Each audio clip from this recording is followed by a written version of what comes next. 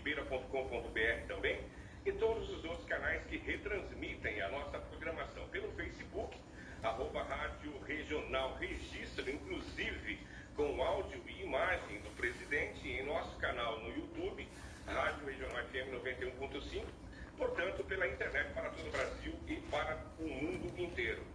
Nós estamos agora ao vivo com o presidente da República, Jair Messias Bolsonaro, amigo da nossa região, viveu aqui, tem uma forte ligação com o Vale do Ribeira, e para a gente é muito honroso esse momento, né? É muito gostoso fazer isso e saudar essa segunda-feira o presidente Jair Bolsonaro. Bom dia, presidente. Bom dia, obrigado pela oportunidade. Eu acabei de sair do Vale do Ribeira, fui visitar minha mãe e também alguns prefeitos da região. Retornamos a Brasília e, como você bem disse no começo, né, eu devo muito a Eldorado Paulista, Sete Barras e Ribeira, cidades onde eu morei e fiz meus estudos, que permitiram eu prestar concurso para escolas militares e me ajudaram muito também na minha vida política, né? E hoje em dia a gente exerce o nosso trabalho aqui em Brasília, buscando atender a todas, né, 27 unidades da federação do nosso querido Brasil. Presidente, mais uma vez dizer que é uma honra para a gente estar aqui entrevistando o senhor. O presidente está nesse exato momento não no estúdio da Rádio Regional, está em Brasília. E ele esteve, como ele mesmo disse, já esteve na região esse final de semana, visitando os familiares, a mamãe e as outras pessoas da família também, né? Presidente, nós vamos abordar aqui alguns temas importantes para a nossa região, para o Brasil, para o mundo também. E o senhor esteve esse final de semana aqui na região, a gente não poderia deixar de fazer menção mais uma vez, não é público para todo mundo, né? No Brasil inteiro se falou sobre isso, a gente viu vídeos na internet com o senhor também, e a gente gostaria de saber o que o senhor sente quando o senhor faz isso. Eu vi um vídeo do senhor dirigindo, inclusive, um trator, né? Andando a cavalo, coisas simples e cotidianas para quem é da região, para quem vive no sítio, vive na zona rural aqui do Vale do Ribeira. Enfim, o senhor sabe do que eu estou falando, né? O senhor faz isso, quando o senhor faz isso, relembrando das origens da família, o que o senhor sente, presidente?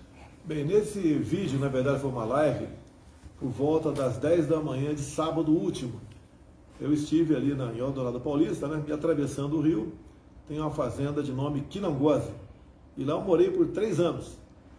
Ali eu aprendi a dirigir, onde você me viu, por coincidência, né, no mesmo trator Valmet, nos anos 65, 66, eu tinha 10, 11 anos de idade, aprendi a dirigir nesse trator e mostrei a casa onde nós moramos por 3 anos. É a mesma casa, bastante simples, né, com 2 quartos, um quarto da minha mãe, meu pai, e o outro quarto para 6 filhos em 3 beliches.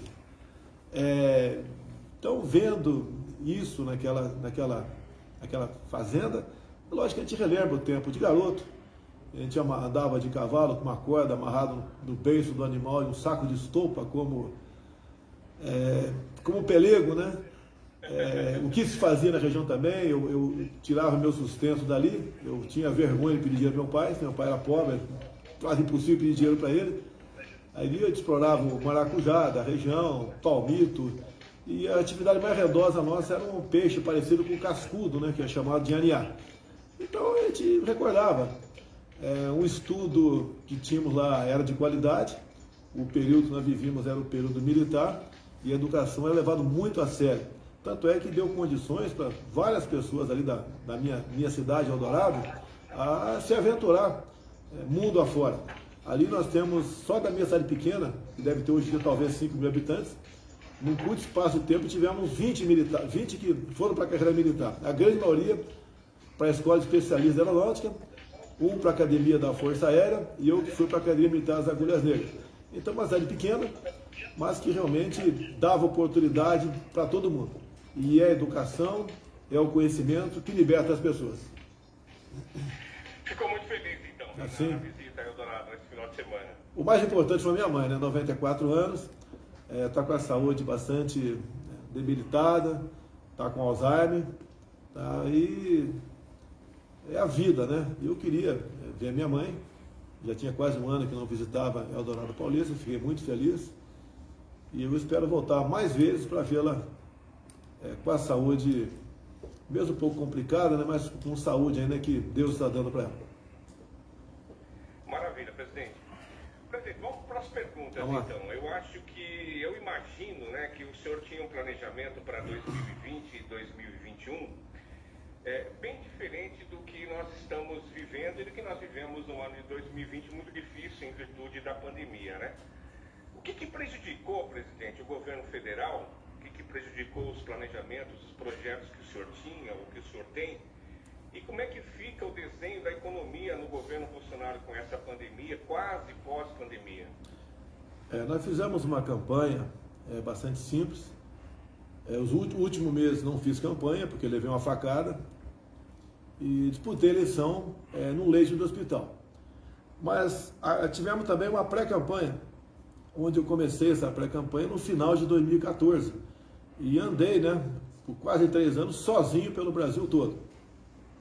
E resolvi levar a verdade para a população. Não adianta eu chegar no Vado Ribeira e falar que vou transformar isso aí num oásis, né, numa ilha de prosperidade. Chegava na região, eu estudava o potencial da mesma e dizia como a gente poderia mudar aquilo. Bem, começamos em 2019, peguei um Brasil arrebentado, né, ética, moral e economicamente, e fomos aos poucos melhorando. Terminamos 2020, 2019 com o país indo bem, recuperando a economia, e daí entramos em 2020, lamentavelmente, com a questão da pandemia. A pandemia que pegou o mundo todo de surpresa. E daí tudo mudou, né? Com a política de fique em casa, a economia a gente vê depois, com muitos governadores decretando lockdown, toque de recolher, confinamento, vimos que ia ter uma perda enorme dos empregos formais, com carteira assinada. Então investimos bastante para combater isso, com 2 programas, né? O tal do BEM e outro chamado PRONAMP. Conseguimos, então, evitar demissões formais com carteira assinada. Tanto é verdade que, segundo o CAGED, nós terminamos 2020 com mais gente empregada do que o fim de 2000, ou melhor, do fim de 2019. Agora, na questão do emprego informal, foi um grande baque. Então, com essa política de governadores, né, de obrigar o povo a ficar em casa, os informais, que eram aproximadamente 40 milhões de pessoas no Brasil, perderam praticamente toda a sua renda. São aquelas pessoas que na informalidade vendiam um churrasquinho de gato na praça, água no sinal, fazia aí trabalho de cabeleireiro, manicure, uma série de atividades que as pessoas então faziam, né, mas não tinha carteira assinada. Então, como foram obrigadas a ficar em casa, perderam praticamente toda a sua renda. Nós lançamos o programa do auxílio emergencial. Só em 2020, né, nós gastamos 320 bilhões de reais com auxílio emergencial. É uma cifra bastante grande, né? Só para o estado de São Paulo, foi uma fortuna aí, baseada de aproximadamente Brasil, São Paulo, 61 bilhões de reais foram para o estado de São Paulo. Para o Vale Ribeira foram 840 milhões de reais. Então, uma importância bastante grande. Isso pesou e, obviamente, atingiu o orçamento. Com essa política do fica em casa também veio a inflação, né? Vocês leram muito bem, né? Fica em casa, a economia a gente vê depois. Estamos vendo a economia agora com inflação que está na casa de 7% no Brasil. Trabalhamos para ver se diminui essa inflação, mas digo a vocês, o Brasil foi um dos países que menos sofreu na questão da economia no tocante ao vírus, que pese a política adotada pela grande maioria dos governadores de obrigar a população a ficar em casa. E agora estamos novamente, né, iniciamos aí 2021, criando aproximadamente 250 mil novos empregos por mês. Estamos indo bem na questão da economia formal, mas a informal ainda deixa a desejar. Esperamos com a questão das vacinas, né, que o governo federal comprou vacina para o Brasil todo. O governo federal comprou vacina, inclusive para São Paulo. Nenhum governador gastou um centavo com vacina. nós compramos vacina para o Brasil todo, já distribuímos 215 milhões de doses em todo o Brasil. Só para São Paulo, nós distribuímos 48 milhões de doses. Vado Ribeira, aproximadamente 400 mil doses. Então, com essa política de vacinação que o governo investiu lá atrás, o governo sempre esteve na frente nessa questão, tanto é que nós devemos concluir a vacinação dos adultos acima de 18 anos de idade na frente do que o próprio Estados Unidos, que produz a vacina também. Então, o Brasil foi muito bem nessa área, né? Nós investimos, assinamos contratos no ano passado, porque não tinha vacina para ser comprado no ano passado, e alguns falam, né, que devia ter comprado o ano passado a Pfizer. O contrato da Pfizer era para entregar ao longo de 2021, não era entrega imediata, e tinha uma cláusula no contrato que era bastante grave, que a população tem que tomar conhecimento, porque dificilmente chega na ponta da linha. Um dos itens do contrato com a Pfizer, da vacina, era o seguinte: não nos responsabilizamos por qualquer efeito colateral. Ou seja, da minha parte, então, eu tenho que ter responsabilidade. Eu não posso comprar uma vacina, mesmo para ser entregue ao longo dos anos, sem que a mesma passasse pelo crivo da Anvisa, Agência, né, de Vigilância Sanitária. E ela tinha que dar o sinal verde. Bem, a Anvisa destravando isso, bem como uma lei sancionada pelo parlamento, votada e tendo origem no próprio parlamento, no início de março deste ano, abriu as portas para a gente comprar a Pfizer. Então compramos a Pfizer também, e o contrato ano passado era para 100 milhões de doses. O contrato para esse ano, né, com as novas negociações feitas pelo governo federal, receberemos até o final do ano 200 milhões de doses da Pfizer. Então o Brasil, nesse quesito, em relação aos demais países, está muito bem. Obviamente, a gente pede a Deus e torce, né, pela efetividade da vacina, se bem que algumas vacinas não estão dando certo. Tem uma chinesa aí que, gente, tomou a segunda dose, está se infectando, está morrendo, não é pouca gente não. A gente espera que a Anvisa dê uma resposta para isso, né? O próprio Butantan dê uma resposta para isso, que a população tem direito de saber da real efetividade da vacina que está tomando. Maravilha, presidente. O senhor já adiantou alguns assuntos em relação ao combate à pandemia. A vacinação, o Brasil ele já vem despontando aí como um dos países que mais vacina no mundo, até mais com os países, mais do que alguns países chamados de primeiro mundo, ou dos países mais ricos do mundo, né? E o Brasil investe muito na vacinação e já desponta como um dos países que mais vacina, como o senhor mesmo disse. Qual é a previsão do senhor, da equipe, do governo, a previsão mas da volta à normalidade, não aquele novo normal, da modalidade mesmo, aquela modalidade, aquela normalidade de a gente poder sair na rua, da gente ir na praça, da gente ir na praia, de aglomerar, entre aspas, né, que esse termo aglomeração veio agora na pandemia, mas a gente prefere usar uma palavra que é muito melhor, que se confraternizar, se abraçar.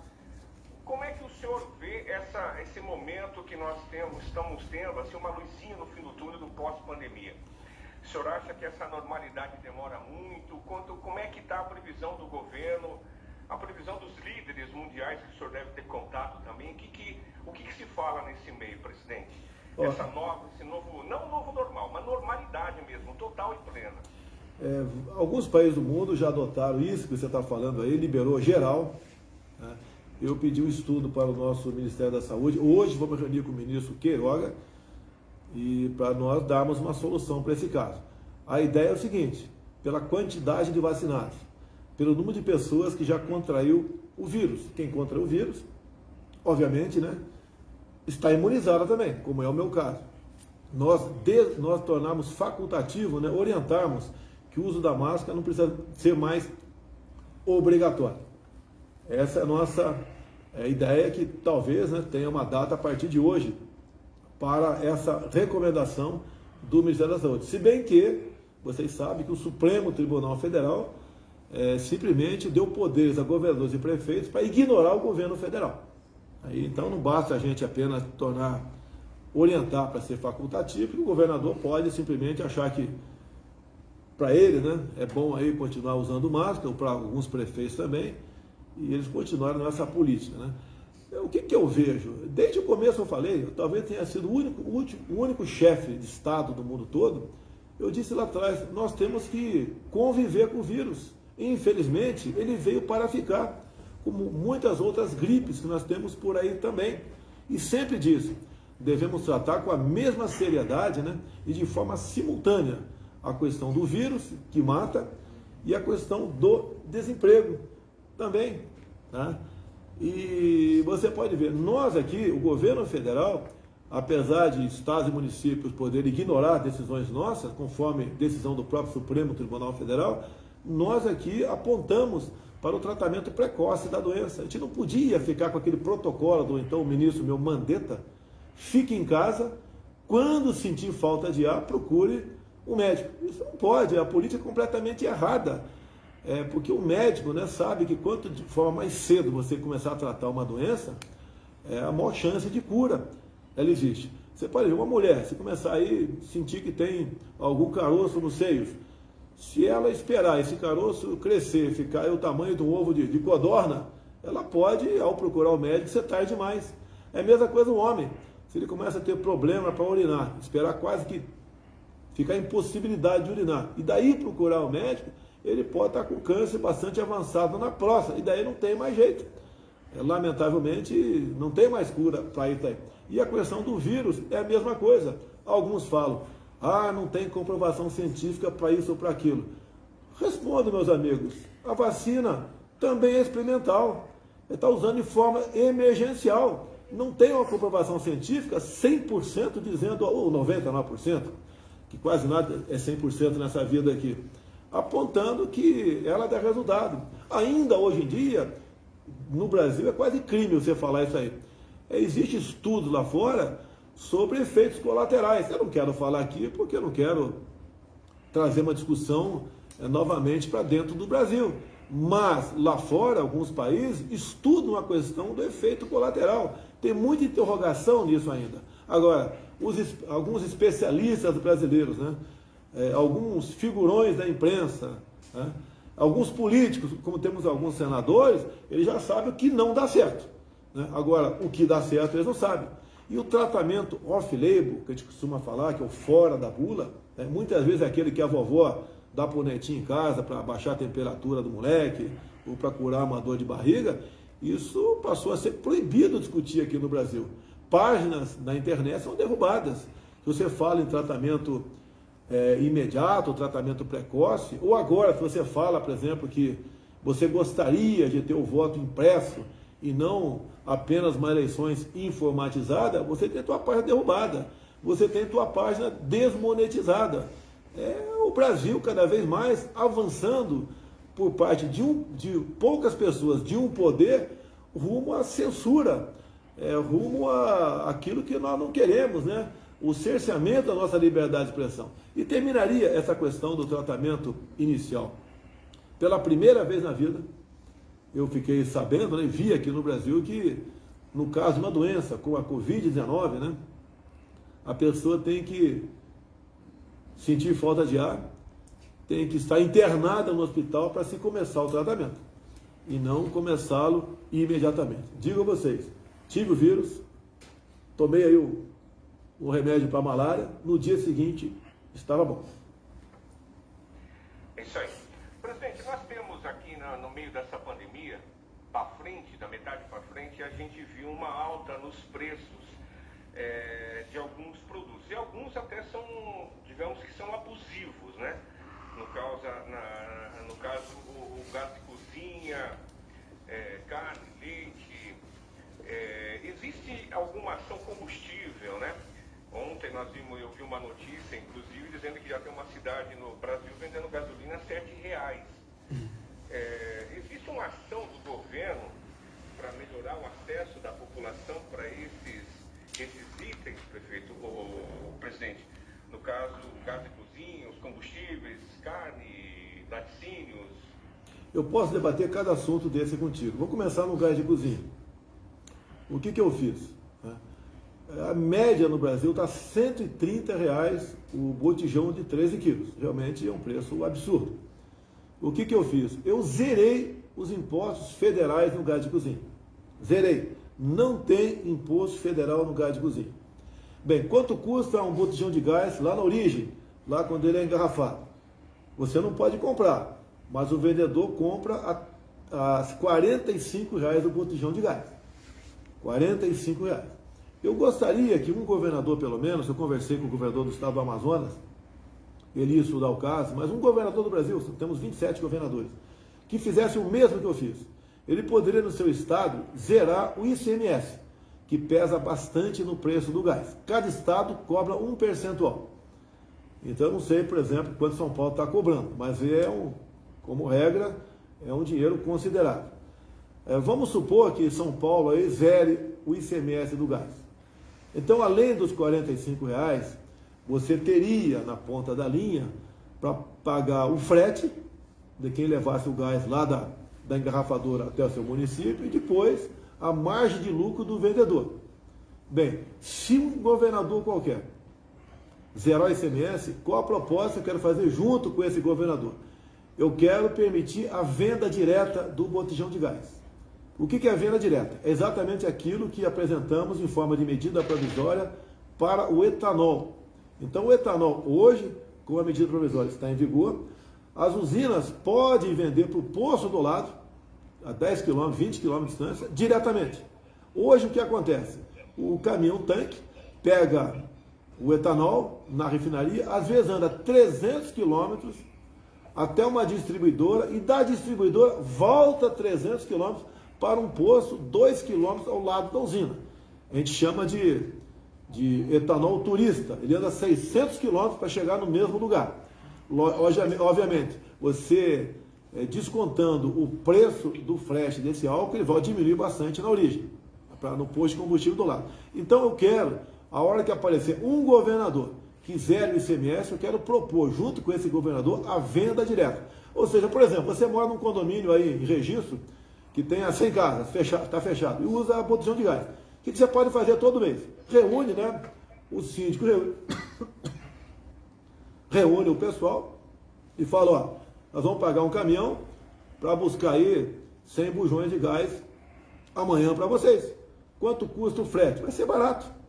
Tá? Que é vaquinha, vocês se reúnem lá, e não vai ter, você vai pagar apenas o frete, não vai ter a margem de lucro do distribuidor. Então você pode tranquilamente ter botijão de gás a 55, 60 reais, metade do preço dentro do seu condomínio. Então a gente pode baixar metade o valor do gás.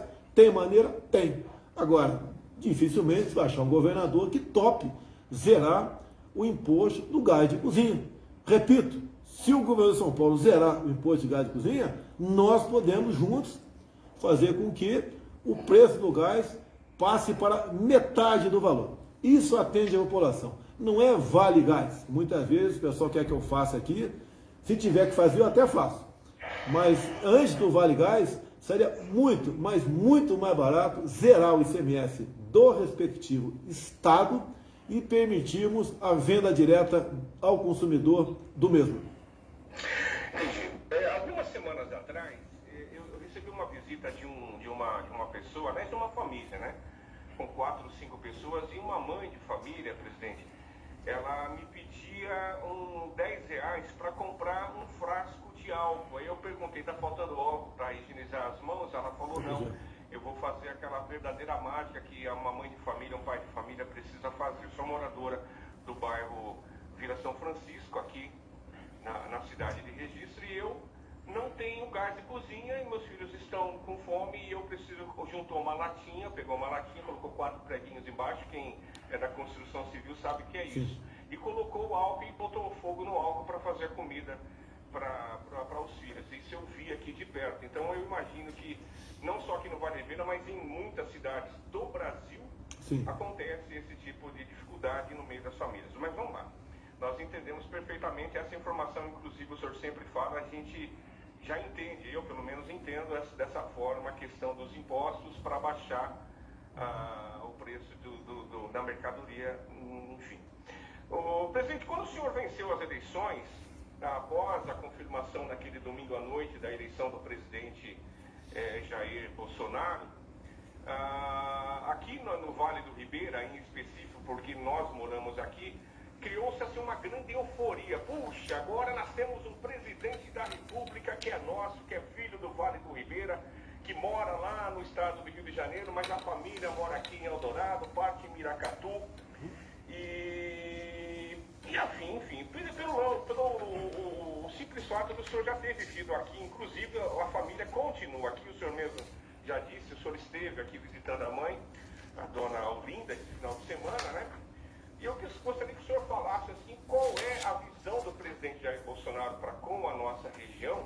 Nós já somos testemunhas de importantes obras aqui na nossa região, mas o que a gente pode esperar de ações do governo, da atenção do presidente Jair Bolsonaro para o nosso Vale do Ribeira, presidente, daqui até o mandato de 4 ou de 8 anos, no caso da reeleição do senhor? Alguns falam em levar a indústria para a região. Olha, a indústria vai para aí de acordo com o interesse da iniciativa privada. Eu não tenho como obrigar uma indústria a ir para o Vale do Ribeira. Nós sabemos que a vocação da região aí é a banana e tem uma vocação voltada para a área mineral muito grande. Agora, as áreas no passado foram quase todas demarcadas como de proteção ambiental. Então você quase não tem o que fazer na região, apesar de ser uma área bastante promissora pela topografia, por um mapa metalogenético, né, que tem a ver com as riquezas minerais aí da região. Você não tem como avançar nessa área. O que nós fizemos aqui? Tem 3 pontes sendo construídas na região. Uma em Eldorado, lá na região do Batatal, tem outra em Pariquera-Sul e outra em Itaoca. De acordo com os interesses dos respectivos prefeitos, que nos procuram, né, a gente dá a devida satisfação a essas demandas, né? No mais ali, a gente não tem muito o que prometer para a região. Por exemplo, nós já inauguramos, né, um tiro de guerra lá em Cajati. A gente vai fazendo as coisas. Eu acho que precisava o Vale do Ribeira de um órgão do Exército Brasileiro aí. Muito bem-vindo à questão de Cajati. Escolas militarizadas. Não tivemos demandas da região. Poderíamos propor alguma escola militarizada. Tem um estudo que é feito aqui na educação para direcionar nesse sentido, que quer queiram, quer não, né? Quer os críticos queiram ou não, essas escolas têm dado uma resposta melhor para a garotada que estuda. Então, basicamente, é isso. Estamos à disposição. Agora, temos um orçamento bastante apertado também, não é porque eu queira, né? E não é por falta de arrecadação, não, que o Brasil arrecada, é um dos países que mais arrecada impostos. Mas temos uma dívida externa na casa dos 5 trilhões de reais. Temos uma folha de nativos e pensionistas quase trilionária também. E pagamos por ano mais de 1 trilhão para rolagem de dívida. Isso dá quase 3 bilhões por dia, dá para você imaginar, né? O orçamento dado Tarcísio, da infraestrutura, está na casa de 9 bilhões. 3 dias de encargo de juros e rolagem da dívida é o orçamento total lá do Ministério da Infraestrutura. Assim, não é muito diferente o Ministério do Desenvolvimento Regional, do ministro Marinho, que está patrocinando essas 3 pontes aí na região. Então você vê que as dificuldades são muitas. É a mesma coisa daquele casal, né, que resolve se casar, tá namorando, vai se casar, e casam, dá uma festa de arromba, e depois tem que pagar essa conta, né? Nós aqui, não vou dizer que assumir com alegria, o governo sabia das dificuldades, mas sabia que poderia fazer muita coisa na área ética, moral e um pouco menos na economia. Se bem que, repito, o Brasil é um dos 5 países que melhor enfrentou a pandemia na questão econômica e está uma projeção desse ano, né, chegar próximo de 5% do PIB, coisa que ninguém podia esperar do nosso Brasil. Então estamos indo bem. Voltando, Vale do Ribeira, o potencial enorme, mas quando se tem uma área demarcada, até por decreto, né? E isso chama-se decreto ambiental. Para derrubar esse decreto, só uma lei, uma coisa que só acontece no Brasil. Eu chamo isso de aparelhamento legal, né? Por legislação do Estado. E isso nos prejudica a muito. Agora, o interesse nessas demarcações é de fora do Brasil. Você pode ver, você tem notícia de índios aí, em Miracatu, que nunca tivemos, Aí também Iguape, coisa que nunca tivemos. Algum tempo atrás, em Eldorado Paulista, na região da Barra do Taquari, botaram índio de fora lá. Ou seja, cada vez que você demarca uma terra indígena, você inviabiliza a região para o progresso. E são índios estrangeiros, né? Turistas, que gente do Brasil, patrocinado por ONGs internacionais, fazem isso na nossa região. Maravilha. Presidente, eu faço parte de um grupo de WhatsApp de pessoas envolvidas no setor de eventos e hotelaria no Vale do Ribeira, e eu joguei uma propaganda dizendo que o senhor estaria com a gente nessa segunda-feira. Hoje o senhor está. E a maioria das pessoas, até mesmo por estar envolvida nesse setor, eles pediram para eu fazer, não é nenhuma pergunta para o senhor, é fazer uma reivindicação. E o senhor prontamente, eu acredito que o senhor possa atender, o senhor está na posição de atender um pedido desse, que é até tão simples, para ter um investimento e um olho mais voltado, se puder, claro. E é uma das grandes soluções para a nossa região, o lance do ecoturismo. Nós temos lugares aqui que o senhor conhece muito bem, nós temos o Marujá, a Barra da Jureia, nós temos o Petá, que é as regiões das cavernas, Eldorado e Iporanga, e para o senhor ajudar um pouco esse setor que, embora seja muito rico, passa por muitas dificuldades. Se você quiser comentar alguma coisa sobre isso, o senhor fica à vontade. Mas foi uma reivindicação que o pessoal me cobrou, e agora de manhã, quando eu estava vindo para a rádio, me cobraram de novo. Falou, olha, pede para o presidente ajudar o ecoturismo no Vale do Ribeira, que eu acho que seria a grande solução econômica para a nossa região. Eu tive na Unesa, né, numa penúltima viagem no Vale do Ribeira, e fui novamente à Gruta da Tapagem, mais conhecida como Caverna do Diabo. A burocracia é tanto para entrar lá, que as poucas pessoas que eu vi na região falaram, não volto mais aqui. Então, as imposições, as ingerências, a burocracia, um certo exagero na questão ambiental, afugenta o turista. Não basta o turista, e aí o turista quer ser bem tratado, quer ser bem recebido. E ele é o nosso patrão nesse momento. Quando você fala em petar, acredito que nada pode ser feito na região. Você não pode entrar lá, não pode. Tudo é proibido. Então, enquanto não mudarmos essa mentalidade, junto ali ao IBAMA, em ICMBio, você não tem como dar muita esperança para que o turismo se desenvolva na região.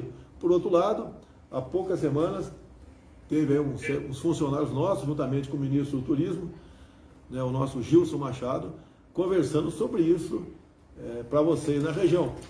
Tá? Ele apresentou, inaugurou algumas obras por aí, tá certo? Voltada para o turismo, né? Mas ele deixou recurso também para Canané, Itaoca, Juquiá, Miracatu, tá? Que ele trouxe no tocante ao turismo para essa região. Agora, o pessoal de bares e restaurantes, ele sabe que o nosso programa, né, o BEM e o Pronamp, deixou-os respirando na UTI por ocasião da pandemia, porque a taxa de ocupação de hotéis foi lá para baixo, quase zero. O Paulo Somossi, se não me engano, esse é o nome dele, que é o presidente do sindicato de bares e restaurantes, esteve comigo na Fazenda o ano passado, no Ministério da Economia, e quando nós tratamos e realmente botamos em prática esse programa. Olha, a região é maravilhosa, eu conheço a região, conheço a Serra do Cavalo Magro, conheço aí a usina, o Petar, esse Rio Ribeira de Iguape. Olha o que eu estou fazendo aqui. Eu espero ter uma resposta positiva do senhor comandante da Marinha. O que eu pedi para o comandante da Marinha? Se é possível, a gente não temos mais habilitação para jet ski da forma que é feita atualmente. O que eu pedi para ele? Se for possível, a habilitação de jet ski é você tê-la apresentando apenas a carteira de habilitação de carro normal e um termo de responsabilidade. Você pega esse Rio Ribeira de Iguape, né, que morre lá em Ribeira, Foz dele. Você pega Registro, Sete Barras, Eldorado, com toda certeza, até Iporanga, vai ser difícil chegar até Ribeira, mas, em especial quando o rio está baixo, é uma maravilha, sem tamanho. Você pode abrir pontos de turistas náuticos, né, de jet ski, nessas cidades todas, onde o turista chega com a tua família, aluga 2, 3 jet ski e vai ficar passeando pelo rio. Eu já fiz uma vez, né, de Eldorado, foi lá uns 20 quilômetros para Rio Acima, com jet ski meu, estava com um sargento do Exército, nome Mozart, que trabalha comigo até hoje, e viemos aí jogando a varinha dentro d'água, pescando um roubalinho. Então é uma coisa maravilhosa, fantástica, um rio limpo, na época de que não tem chuva, é uma coisa maravilhosa, fantástica. Esse é o turismo, né? Que pode ser feito aí. Estamos tentando com a questão da habilitação do jet ski. Maravilha. Quero mandar um abraço para o Moza, que é na Gama também, que esteve com a gente aqui, um camarada sensacional. Muito bem lembrado. Presidente, mais um assunto muito comentado aqui na nossa região também, assim como foi a eleição do senhor, nós temos a questão da indicação de mais um rapaz, um jovem rapaz, que é pastor também, inclusive, da Igreja Presbiteriana, muito conhecido aqui na nossa região, principalmente no meio evangélico, que é o doutor André Mendonça. E nós temos uma indicação dele para cargo de ministro do STF. O doutor André, ele é muito conhecido, é muito querido aqui na região, inclusive.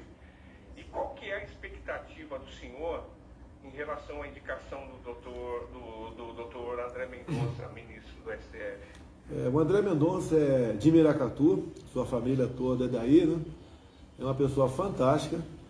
E eu confesso que depois que, por ocasião da indicação dele, no último dia, quando até meu irmão Renato ligou para mim, eu fiquei sabendo que ele era de Miracatu, eu não sabia. Então nós o efetivamos no Ministério da Advocacia Geral da União, depois ele foi para o Ministério da Justiça, e quando decidi indicá-lo, eu não indico ninguém para o Supremo, eu indico para o Senado. Tá? Indiquei para o Senado para ser sabatinado e daí seguir destino para o Supremo Tribunal Federal. No tocante ao conhecimento da questão jurídica do André, ninguém contesta. É uma pessoa que tem uma bagagem cultural enorme. Agora, ali passa por um crivo, né, por um julgamento muito mais político do que técnico. Então, esse problema é comum ali no Senado Federal. A gente espera que ele seja sabatinado nos próximos dias, porque sempre tem uma oposição, não interessa quem indique o candidato, né, para o Senado, e ele vai bem representar todos nós. Né? Ele é evangélico, sim, é um compromisso meu, né, indicar um terrivelmente evangélico, mas também tem uma bagagem cultural enorme. E só para os evangélicos aí, né? O compromisso que eu pedi que ele assumisse comigo, e não precisava ter feito esse compromisso, ele falou sim, eu quero que toda a primeira sessão de cada semana, lá no Supremo Tribunal Federal, caso ele seja aprovado pelo Senado, ele comece essa sessão com uma oração. Que acredito que Deus sempre é bem-vindo em qualquer lugar. E o Supremo Tribunal Federal, com toda certeza, Deus vai fazer realmente muito bem aquela coisa. Amém. Presidente, eu me sinto muito à vontade aqui de perguntar isso para o senhor, até mesmo porque a gente vive uma democracia, a gente espera que seja uma democracia realmente, e assim, circula na mídia, circula nas redes sociais principalmente, esse ato em protesto a algumas ações do STF. E, em especial, no dia 7 de setembro, nós teremos, pelo menos a população vem falando isso, vem falando sobre esse tema. No dia 7 de setembro, nós teremos uma provável mobilização, um ato contra algumas ações do STF. Como é que o presidente Jair Bolsonaro se posiciona diante de um acontecimento igual esse? Eu, pelo menos, não me lembro se já aconteceu algum momento parecido com esse. Já tivemos mobilizações contra o governo, nós já tivemos várias nações do Brasil. Agora, no STF eu não me recordo, não sei se já teve na história.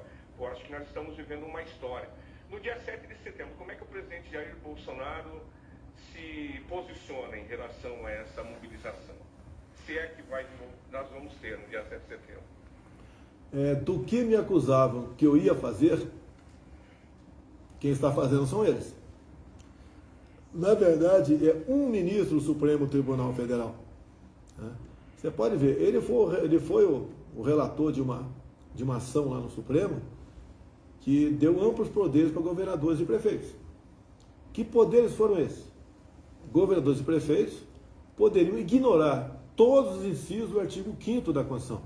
Vou falar alguns. Direito de ir e vir. Governadores e prefeitos puderam decretar toque de recolher, confinamento, lockdown. Lá está garantido no artigo 5º o direito ao trabalho.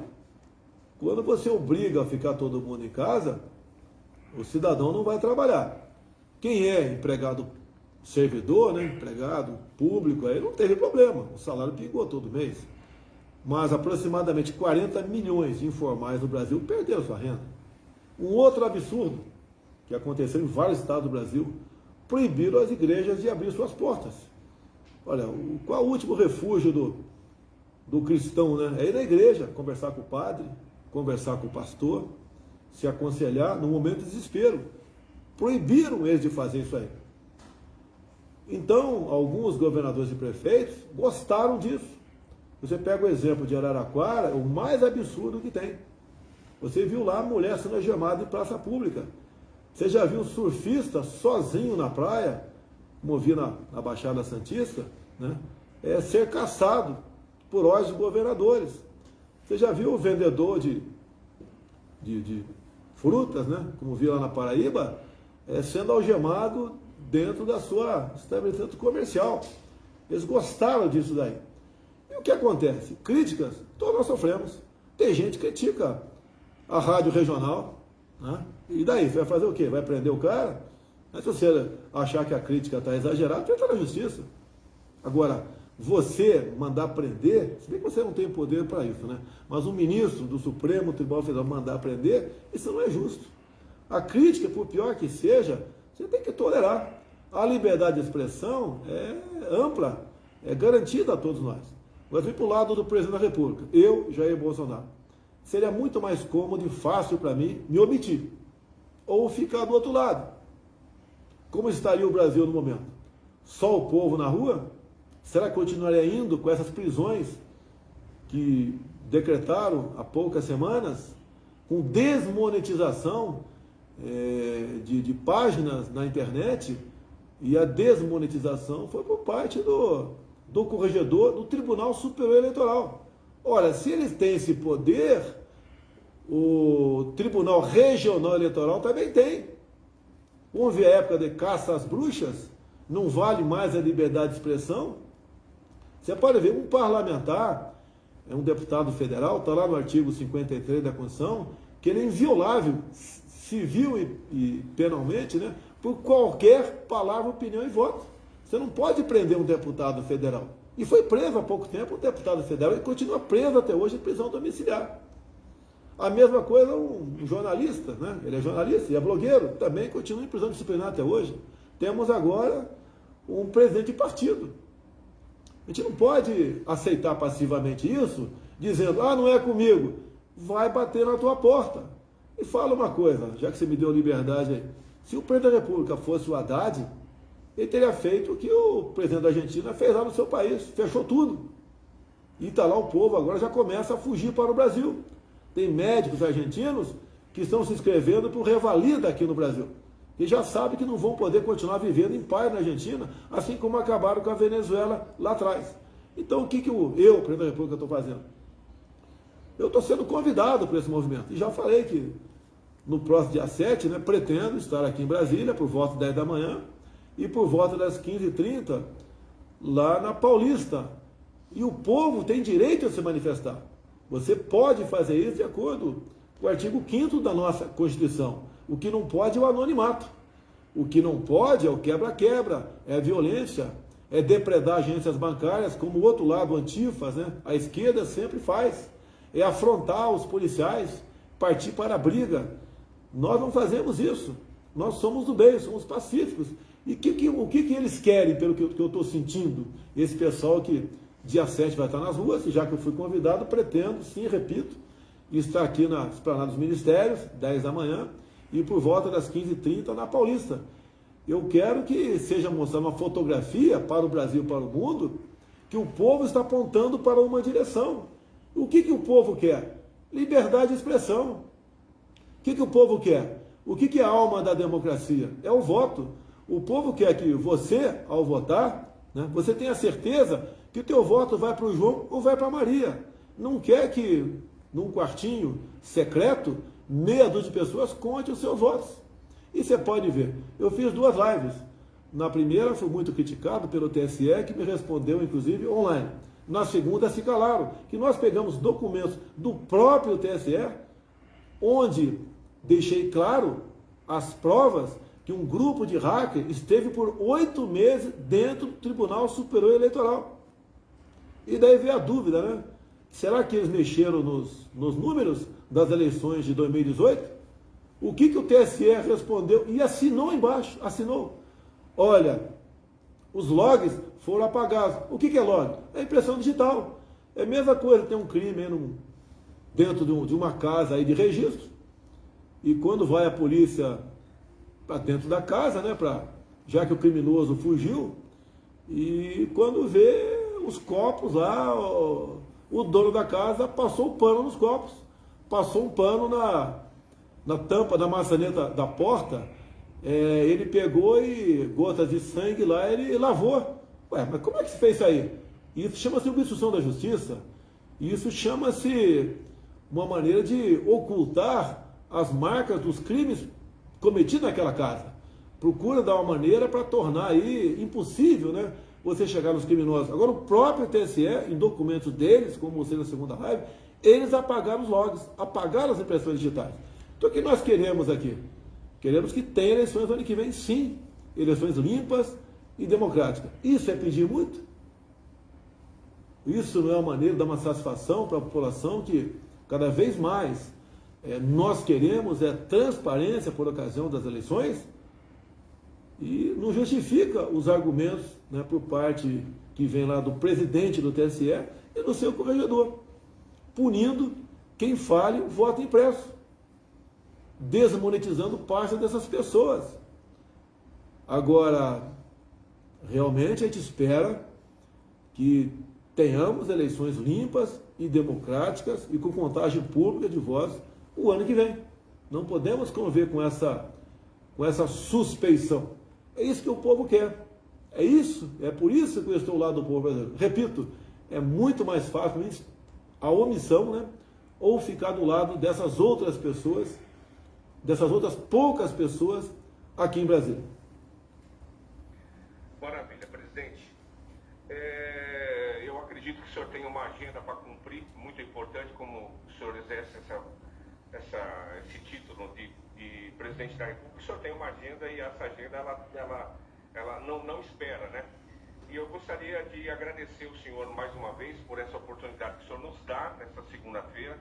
Gostaria de dar um testemunho aqui meu, da gente aqui da Rádio Regional, que nós ficamos por um período muito grande com documentação da rádio, até mesmo engavetada em relação à migração à AM/FM. Isso veio para a gente num momento no ano passado, que através do governo do senhor, parece que o negócio andou assim, o que estava travado andou, o que estava engavetado andou. Então nós gostaríamos de agradecer ao Ministério das Comunicações, agradecer ao senhor, agradecer toda a equipe, desde o menor até o grande, e enfim, agradecer por esse momento que nós vivemos aqui na Rádio Regional, que é um momento tão importante de uma emissora de 1979 e que praticamente nos últimos anos meio que quase morreu.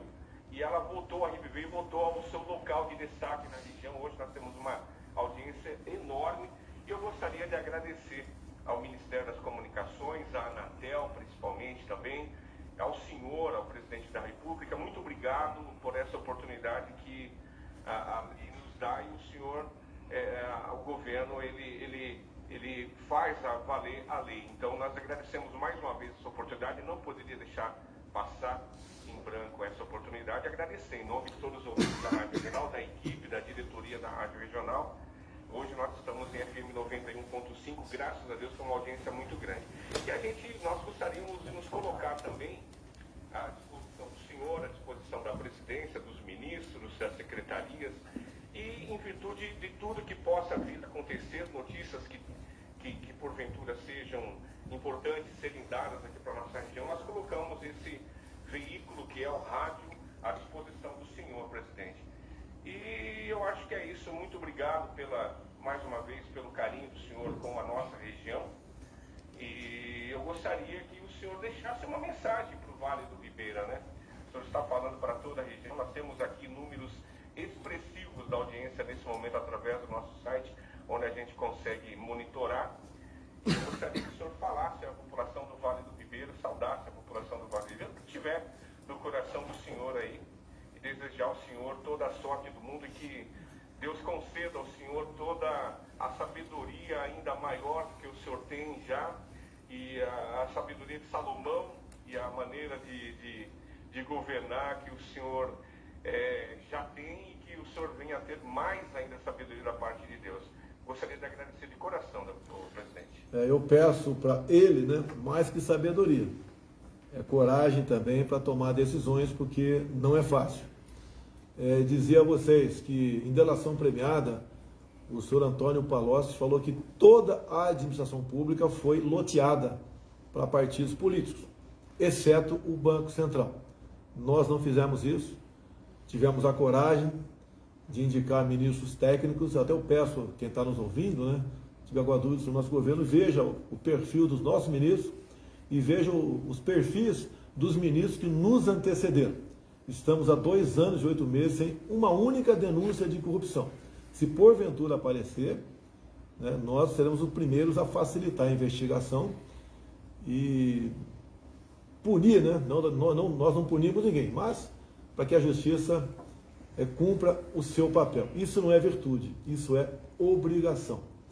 Então, nós não buscamos criar dificuldades para vender facilidade. Quando você fala isso de rádio, sempre existiram os lobbies aqui. Conosco não tem lobby para absolutamente nada. Quando você lembra lá atrás, né, LMP, depois passou a ser Lei da Liberdade Econômica, hoje um cidadão qualquer entra com o pedido de alvará para trabalhar na prefeitura da sua cidade, se em 30 dias não sair essa autorização, fica sendo uma aprovação tácita, ele pode começar a trabalhar e exercer a tua atividade. Isso em alguns municípios, era uma maneira de arrancar dinheiro do povo. Corrupção, passar a mão no cidadão que quer trabalhar. Nós mudamos completamente isso daí. E quem cria emprego é iniciativa privada, não somos nós, governo federal. A gente só cria emprego quando abre concurso, né, ou cria cargo em comissão, coisa que nós não fizemos, muito pelo contrário. Quando assumimos, eliminamos 20 mil cargos de comissão. E os concursos, só basicamente os essenciais, como abrimos 2 mil vagas para a Polícia Federal e 2 mil para a Polícia Rodoviária Federal. No mais, o que nós fazemos é obrigação da nossa parte e fazemos tudo possível para ajudar o Brasil a vencer esse momento que já era difícil, que foi agravado por ocasião da pandemia. Muito obrigado a todos do Vale do Ribeira, obrigado à Rádio Regional por esse momento. Eu que agradeço a vocês e estou muito honrado em poder ter participado por alguns minutos no programa de vocês. É isso aí. Bom dia, presidente. Bom trabalho. Muito bom falar com o senhor. E leva um abraço também para todos que estiverem envolvidos nessa transmissão,